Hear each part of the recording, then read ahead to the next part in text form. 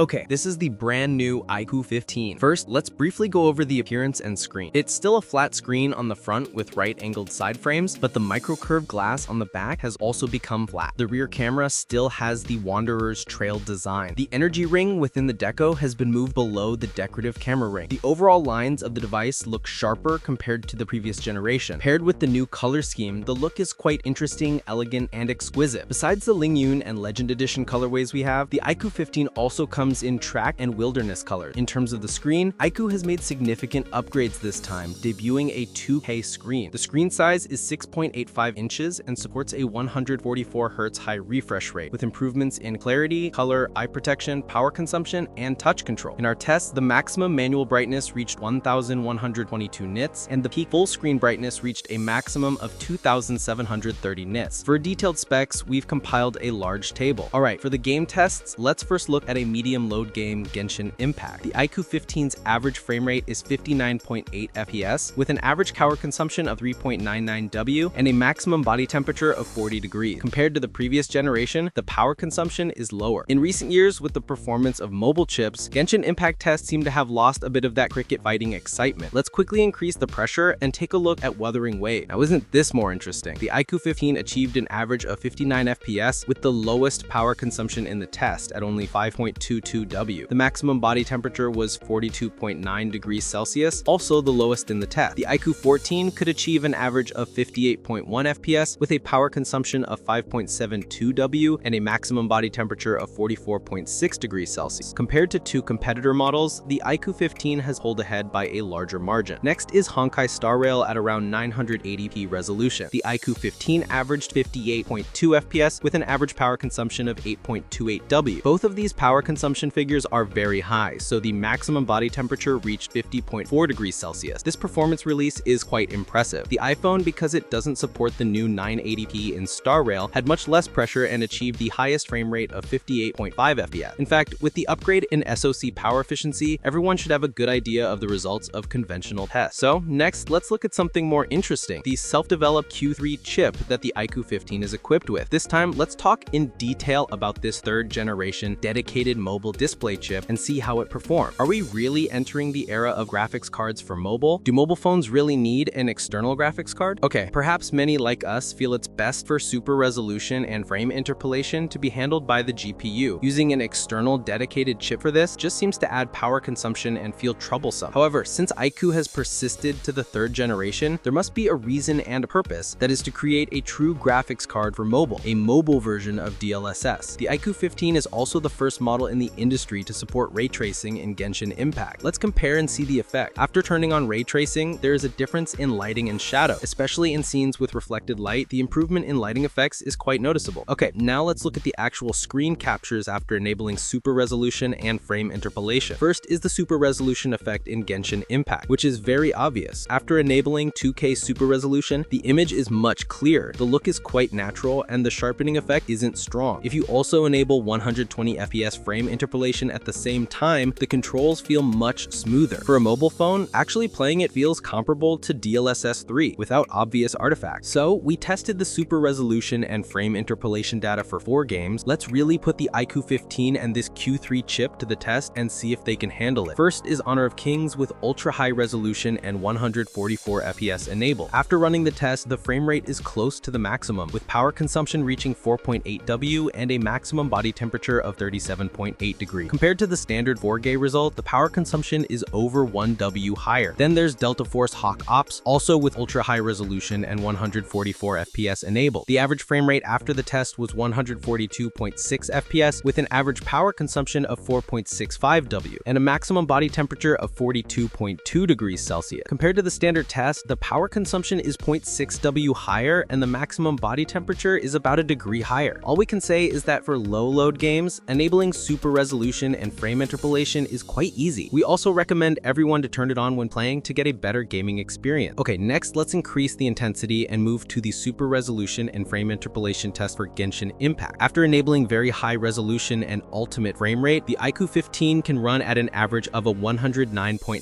FPS. At this time, the average power consumption reached 6.03 W and the maximum body temperature was 43.2 degrees Celsius. Compared to the default very high graphics quality, the power consumption is directly higher by nearly 2W. It's probably because of the significant increase in power consumption that currently ray tracing and super resolution and frame interpolation in Genshin Impact can't be enabled at the same time. So we also separately tested Genshin Impact with ray tracing enabled at very high graphics quality. The average is still 59.5 FPS with an average power consumption of 4.92W and a maximum body temperature of 41.4 degrees Celsius. Compared to not having ray tracing on, the increase in overhead isn't that much larger. And moreover, based on the IQOO 15's body cooling capabilities, it should be able to handle enabling ray tracing and super resolution and frame interpolation simultaneously. We hope IQOO will release a firmware update that unleashes its full power. Okay, finally, let's look at the data for Honkai Star Rail. We still have ultimate resolution and ultimate frame rate enabled. For Star Rail, the inherent pressure is already very high, so the ultimate frame rate is only open up to 90 FPS. After the test, the average frame rate is 86 FPS with an average power consumption of 6.69W and a maximum body temperature of 42.1 degrees Celsius. Compared to the Genshin test at around 980p, the power consumption is reduced by about 1.6W and the maximum body temperature has also dropped by several degrees. So in Honkai Star Rail, they seem to be reducing the natively rendered 60 FPS down to 45 FPS and then interpolating it to 90 FPS. And this is the scenario where the Q3 chip can really solve a problem, using less power to achieve a better actual gaming experience. Okay, so from the tests above, we can see that for low load games, you can freely turn on super resolution and frame interpolation. But for medium to high load games like Genshin Impact and Wuthering Waves, if you want to max out the experience with super resolution and frame interpolation, you might need to prepare a cooling fan. Okay, regarding charging and battery life, the IQOO 15 is equipped with a 7000 mAh large battery, which is 850 mAh larger than the previous generation. It supports 100 watt wired and 40 watt wireless charging compatible with PD and PPS protocols. In our test, a full charge took about 56 minutes and 40 seconds, with a trickle charge of about 40 seconds. In our test to death battery life model, the IQOO 15 lasted for 11 hours and 21 minutes, an improvement of nearly 2 hours compared to the previous generation, which is quite impressive. Although the IQOO 15 is positioned as a performance flagship, its camera configuration is not bad at all. It also has a triple camera setup and includes a periscope telephoto lens. The main camera is a 1/1.5 inches IMX921, and the periscope telephoto is a 1/2.51 inches IMX882. The camera configuration is worthy of a flagship. Okay, so after seeing the overall performance of the IQOO 15, are you all satisfied? Everyone should have witnessed IQOO's models in recent years, with powerful configurations and performance combined with the stable and top-tier tuning of Origin OS. The IQOO 15 can be said to have become a benchmark product for performance flagships. A product that seriously focuses on its position as a performance flagship is also the most profound impression IQOO has left on everyone. This year's IQOO 15 has a better SoC, a top-tier 2K screen, a larger battery, and the powerful and unique Q3 chip. Dual X-axis linear motors and dual axis vibration motors, as well as the very smooth and stable Origin OS 6, put it in a leading position whether it's for gaming or daily use. Especially for gamers who have high requirements for graphics quality and frame rates, you should seriously consider the IQOO 15 when buying a phone. Okay, that's all for this video. See you in the next video. Bye-bye.